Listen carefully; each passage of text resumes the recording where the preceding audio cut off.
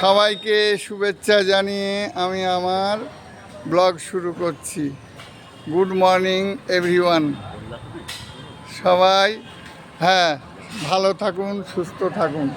আমি একটা জিনিস আপনাদেরকে দেখাবো। একজন ডিজেবিলিটি লোক যে কর্মক্ষেত্রে অক্ষম, সেই ব্যক্তি তিনি কিন্তু লোকের কাছে ভিক্ষা বা সাহায্য না নিয়ে লটারি বিক্রি করে সংসার চালায়। তো তিনি ট্রাইসাইকেলে করে লটারি বিক্রি করেন। আজকে তোমাদেরকে সেই দৃশ্যটা দেখাবো এবং তিনি লটারি বিক্রি করে সংসার নির্বাহ করেন।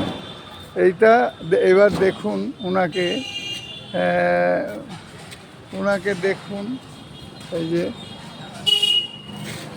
যে দেখুন ওনাকে, এটা আমারই এখনই দেখুন, খুব সুন্দর, তাই না বন্ধুরা?